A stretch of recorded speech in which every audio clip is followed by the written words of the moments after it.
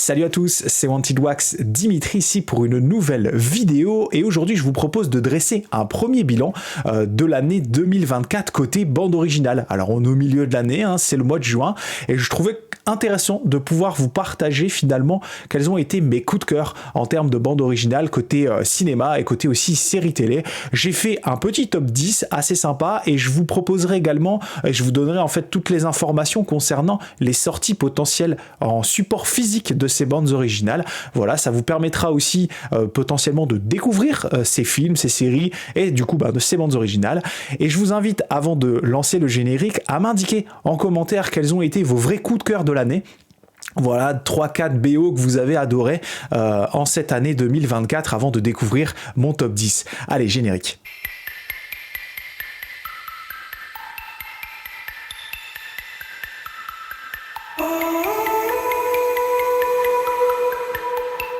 On commence en 10e position avec le royaume de la planète des singes. Oui, les singes de la planète des singes sont de retour en cette année 2024 avec un nouveau film qui a mis du temps à arriver, tout simplement parce que il y a eu le rachat de Disney qui a racheté pas mal de studios, vous savez, et aujourd'hui Disney possède la licence Planète des singes, donc le film a mis un peu de temps à arriver, mais en cette année 2024, c'est le réalisateur Wes Ball qui a décidé qui a été en fait missionné pour prendre les rênes de ce nouveau film de la planète des singes que j'ai vu et que j'ai plutôt bien apprécié pour le coup.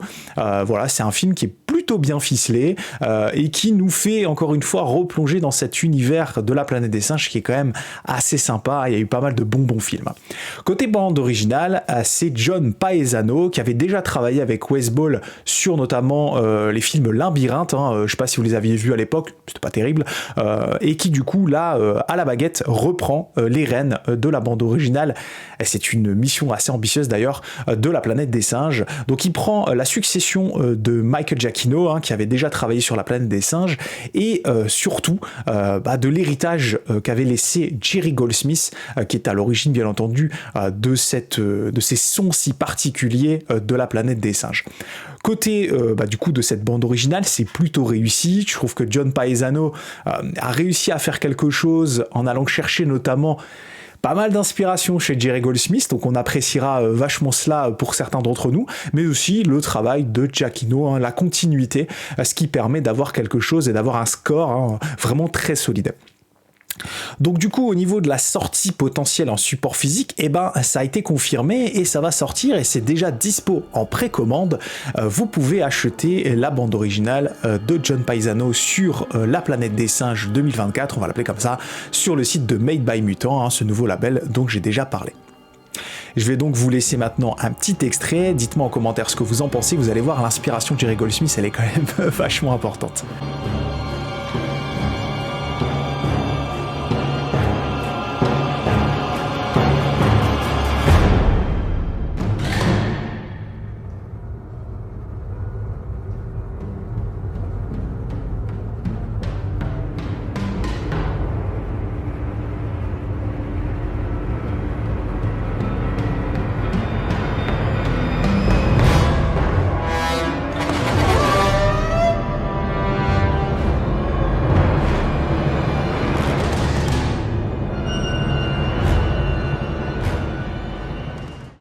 En 9e position, et là je vais tricher un peu parce qu'on va remonter plutôt à la fin de l'année 2023, mais aujourd'hui c'est vrai que on en parle de plus en plus, et notamment parce que, on va parler d'une série animée, cette série animée va arriver sur Netflix en France, donc c'est vraiment la bonne nouvelle.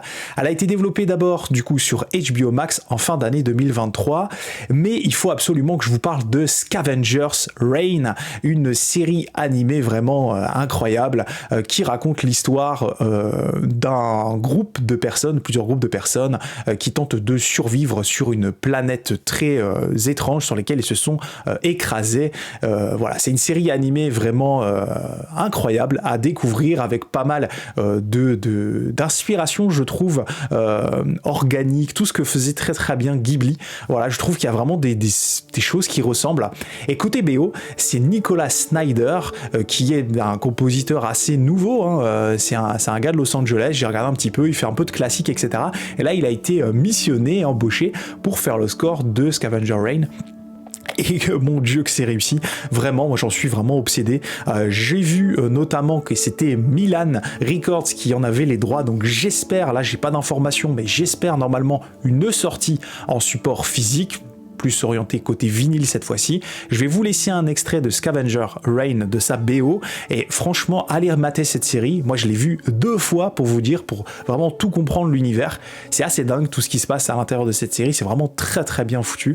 Donc, vous laissez un extrait de Scavenger Reign. Vous allez voir, la BO est vraiment très très très sympa.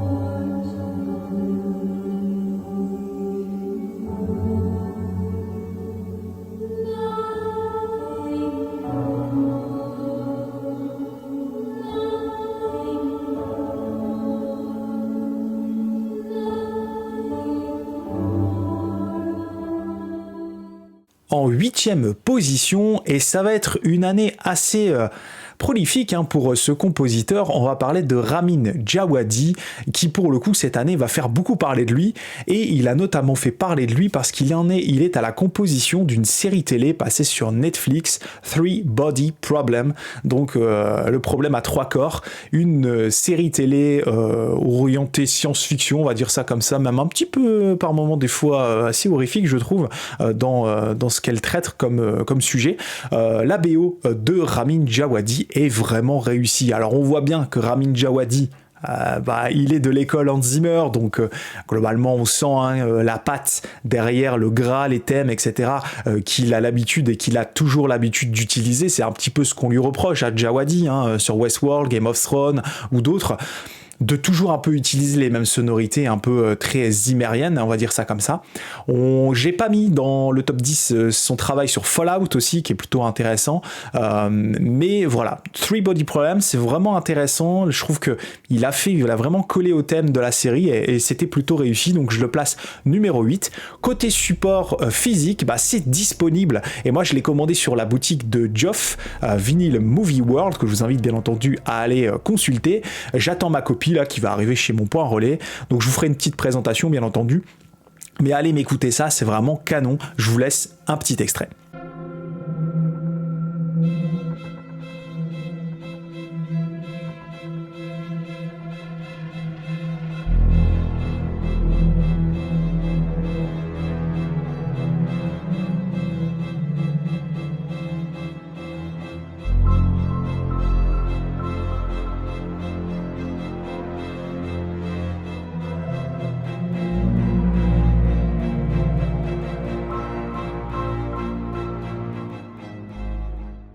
En 7e position, on va parler des soundtracks, des scores, mais aussi des musiques du film Lisa Frankenstein. Alors ça a été une sacrée découverte et un sacré coup de cœur cette année. Comment j'ai découvert ce film ? Tout simplement parce que Made by Mutant en a fait sa seconde sortie sur son site web. Je me suis dit, tiens, un choix intéressant, j'aimais bien la cover, je me suis intéressé au film, et j'ai vraiment bien aimé. Vraiment, c'est un film très très très sympa, dans le style un peu Beetlejuice. Alors c'est un peu moins bien, c'est un petit peu plus teenage, mais c'est vraiment un super film. Donc j'ai vraiment adoré, et j'ai beaucoup aimé notamment la bande originale composée, interprétée par Isabella Summers, qui n'est autre qu'une membre du groupe anglais Florence and the Machine. Donc vous imaginez un peu le style, voilà, je trouve que ça a été vraiment un vrai coup de cœur pour moi, et c'est vraiment très réussi. Vous allez voir, je vais vous passer un extrait. Je l'ai donc positionné en 7e position. Petit extrait de Lisa Frankenstein. Allez voir ce petit film, c'est vraiment un super moment à passer.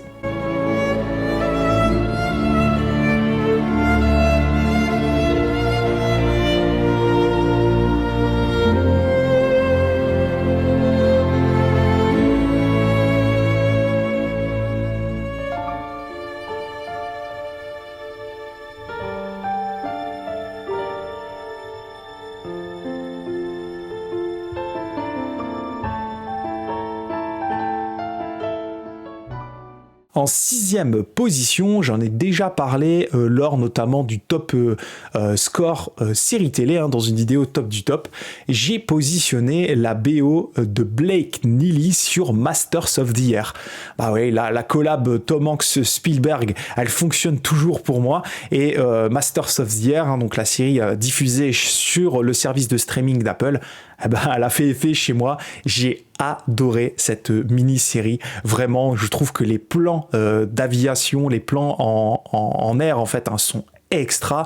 Le scénar se compile plutôt pas mal et la BO de Blake Neely, elle est dans la continuité de ce qu'on avait pu entendre dans The Pacific, qui n'est autre, pour rappel, une inspiration du boulot de Michael Kamen sur Band of Brothers. Donc Blake Neely reprend le job et franchement, c'est canon. C'est très patriotique, très héroïque, beaucoup n'aimeront pas, mais honnêtement, moi, ça me fait bien kiffer. Et donc, j'ai positionné en 6e position Masters of the Air. Et côté support physique, le vinyle est disponible en précommande sur tous les sites. Voilà, ça se trouve en plus pour pas cher, donc profitez-en. Sur toutes les grosses plateformes, vous allez pouvoir trouver cette BO qui est vraiment très très très réussie. Je vous relaisse un petit extrait si vous ne l'avez pas encore entendu. Et pour ceux, c'est un petit rappel comme quoi elle est vraiment très très bonne.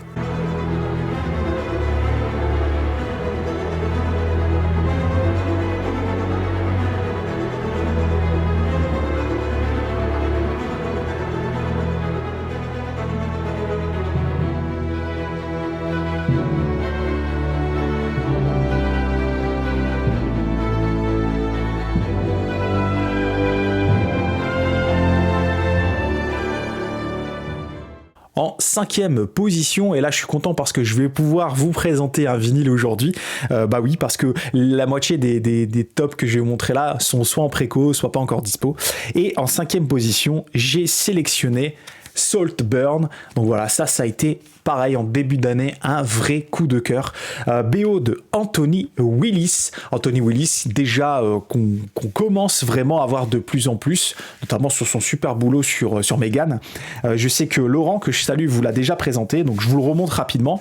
C'est une sortie Music on Vinyl. C'est une excellente BO. Voilà, c'est une excellente BO sur un film si particulier. Alors, pour celles et ceux qui l'ont vu, vous allez apprécier le macaron du centre, qui est juste un hommage à une scène assez folle dans ce film.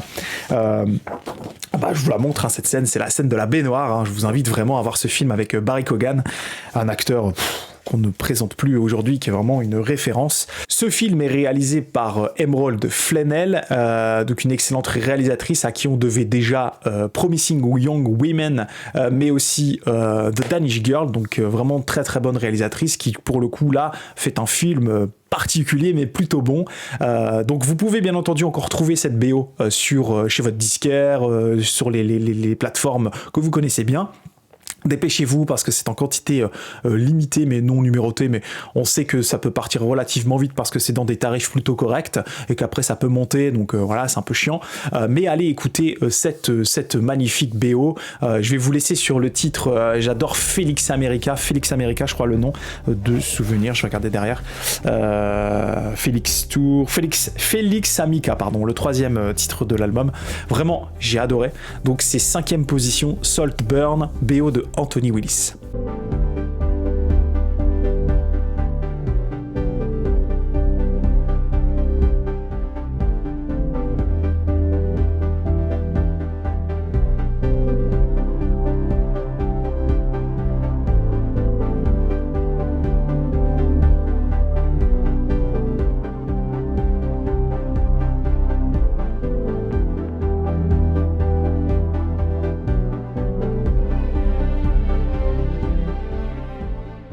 On commence et on rentre dans le top 5 avec en 4e position la BO de Jeff Russo. Jeff Russo, on le connaît bien sur les séries télé, et cette fois-ci Jeff Russo s'est intéressé à une série dont il a été missionné de reprendre, parce que c'est une inspiration d'un film. On va parler de la série télé Ripley.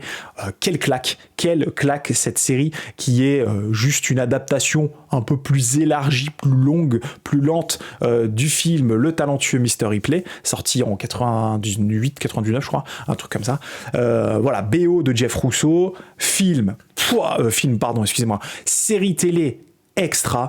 Je pense que c'est le truc le plus beau que j'ai vu en photographie depuis un moment. Les plans sont monstrueux, la série est monstrueuse, et le score est complètement sublimé par Jeff Russo, qui va bien entendu réutiliser et utiliser sa patte, c'est-à-dire des thèmes très élargis, très élongués, mais aussi beaucoup de sonorités italienne, et ça moi j'adore dans les BO, c'est vraiment très très très très bon. Donc je vous laisse un petit extrait de Jeff Russo sur replay. Et là encore, bonne nouvelle, c'est Waxwork Records qui a eu les droits de distribuer cette bande originale, donc vous pouvez la commander sur le site de Geoff, d'ailleurs je pense qu'il la propose en préco sur les plateformes connues ou directement sur le site de Waxwork. Donc BO incroyable de Jeff Russo sur cette mini-série. Je vous laisse un extrait, précommandez-la parce que ça c'est vraiment de la petite crème de 2024.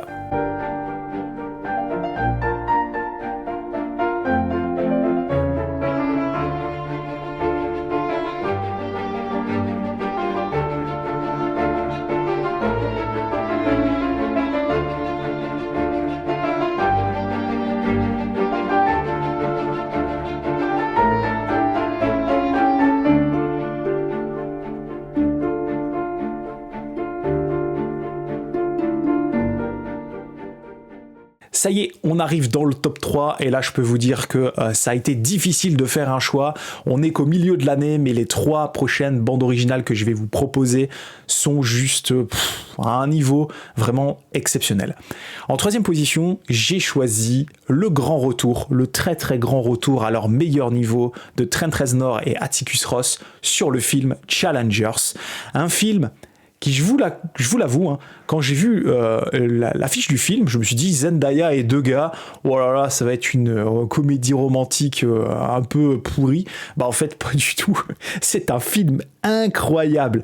Challengers, film qui met en rapport finalement les relations humaines entre un homme, une femme, 2 hommes, etc. Un trio finalement qu'on va venir présenter de manière assez intéressante avec le face-à-face avec le sport, et notamment le tennis pour le coup. C'est vraiment un super film. Et alors, dans ce film, si vous devez retenir une chose, bien sûr vous pourrez retenir Zendaya, c'est vraiment la musique. La musique de Trent Reznor et Atticus Ross. On est au niveau de The Social Network, clairement, je pense même qu'on dépasse The Social Network. Je pense qu'ils vont avoir quelque chose pour cette BO, c'est sûr. Écoutez, je vais vous laisser un extrait. Et là, côté disponibilité support physique, pas encore d'annonce, mais tenez-vous bien, s'abrutit du côté de chez Milan qui a les droits de distribution.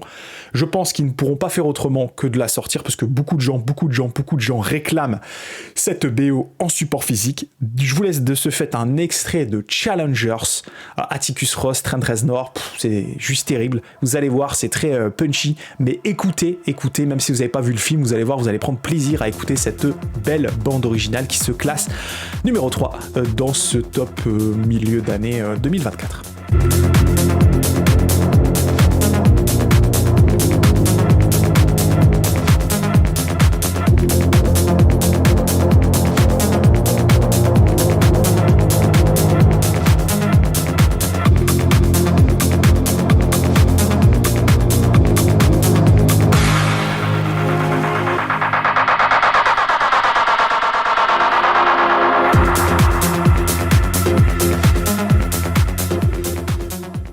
En 2e position, et là je peux vous dire que je ne m'y attendais absolument pas d'avoir un score aussi prenant sur là cette fois-ci on va parler d'une série, et on va parler d'une série dessin animé clairement, qui a fait son grand retour, très très grand retour pour le plaisir des grands comme des enfants.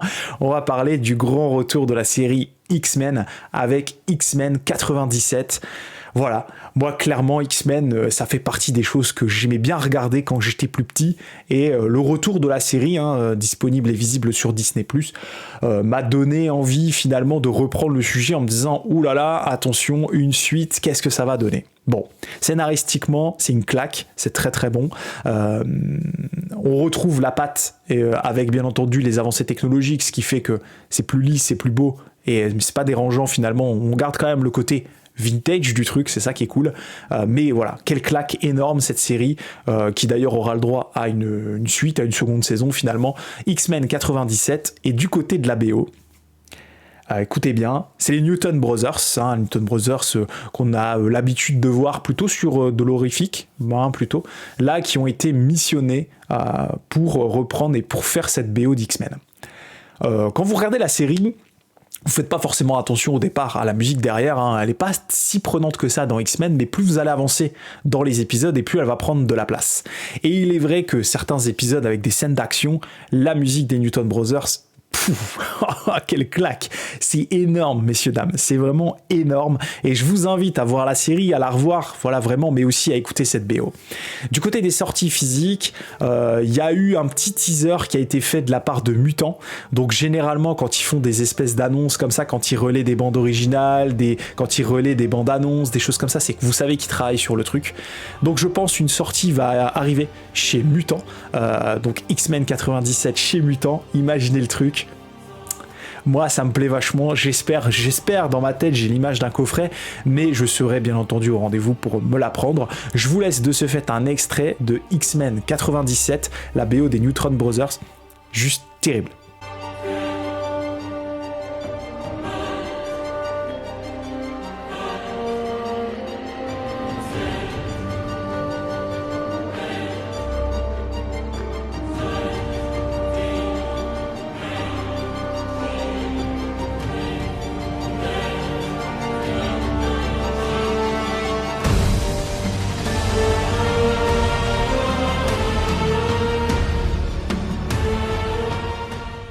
Et on arrive en première position. Alors bien entendu, vous l'attendiez tous et j'en suis absolument certain. Vous vous dites mais c'est quand qu'il va nous parler d'Hans Zimmer et de Dune partie 2? Et ben c'est maintenant. Bah oui, parce que clairement, qu'on aime ou qu'on n'aime pas le boulot de Zimmer, la BO de Dune 2, elle est démentielle. Elle est bien meilleure que la première. Je pense que c'est Franck Mélovinil que je salue qui est d'accord avec moi là-dessus. Je trouve que la BO de Dune 2 est bien supérieure à la première. Vraiment, vraiment, vraiment. Moi j'ai pris une claque. Je trouve que les love themes qui ont été ajoutés, les différents tests de sonorité qu'a fait Zimmer pour voilà, essayer d'innover encore une fois, recréer de la musique, faire quelque chose de nouveau, d'innovant. Bah, c'est vrai qu'on s'éloigne de plus en plus du symphonique, clairement, il n'y a plus de symphonie dans le boulot de Zimmer. Mais c'est pas déplaisant du tout, quoi. C'est même plutôt très très bon. Et donc, bah, bien entendu, aujourd'hui, j'ai pas trouvé mieux sur cette année 2024, à part, bien entendu, si vous me faites découvrir d'autres choses qui sont bien mieux que ça. Mais clairement, Dune 2, ça a été une claque pour tout le monde, que ce soit au niveau du film, mais aussi au niveau de la bande originale. Donc, au niveau de la sortie physique, bon, bah là, ça a déjà été annoncé, Mutant, Made by Mutant va sortir et ça va arriver le courant du mois de juin. Dune 2 dans une belle version, donc on a hâte de pouvoir écouter ça.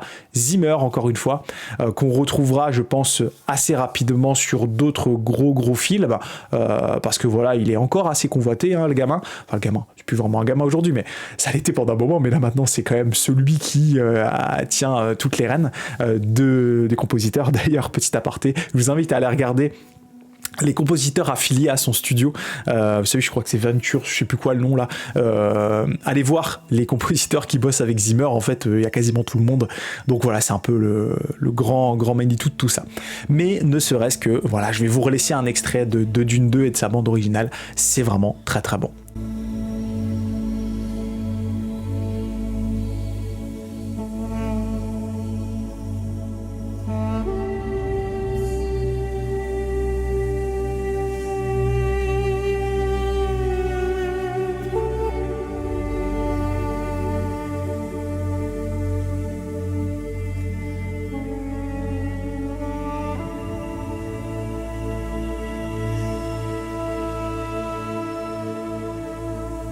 C'est comme ça que se conclut cette vidéo bilan mi-parcours de cette année 2024 côté bande originale. Et voilà, il faut dire qu'on a une super belle cuvée pour le moment. J'aurais pu parler d'autres films, je pense à Immaculate par exemple, The First Omen aussi, Godzilla, Minus One qui était aussi très bon, que j'ai pas mis dans mon top. Mais voilà, ce sont finalement de très bonnes BO également. Et il y aura encore dans cette seconde partie de l'année, je pense, beaucoup de belles choses qui nous seront proposées. Encore une fois, vraiment, on a de la chance sur cette année 2024 que je trouve pour le coup bien meilleure que celle de 2023.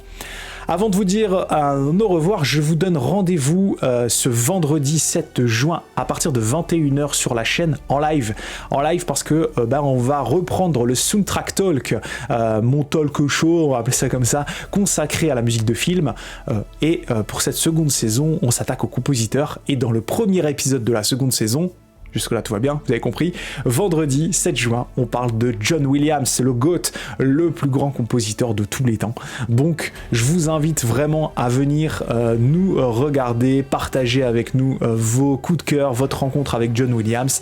M'accompagneront durant ce live, Vidéo Club. Il y aura également Ciné Caméléon et Vince Multi Collection. Voilà, les copains, on va bien se marrer, on va parler de John Williams, vous allez voir, c'est vraiment une émission spéciale sur ce magnifique compositeur qui est très certainement le compositeur de musique le plus accessible parce que il a, je pense, bercé 99% des gens qui regardent cette vidéo. Donc j'espère vous voir nombreuses et nombreux durant ce live. Moi je vous dis rendez-vous pour une nouvelle vidéo hors live la semaine prochaine, je pense. Ce sera très certainement de l'arrivage ou peut-être un unboxing ou des choses comme ça, je sais pas, je verrai. Voilà, je te rends encore une fois merci à tous pour votre fidélité. Mettez-moi en commentaire votre BO préféré jusqu'à l'instant là, jusqu'au mois de juin 2024. Et puis voilà, portez-vous bien. Salut tout le monde, ciao.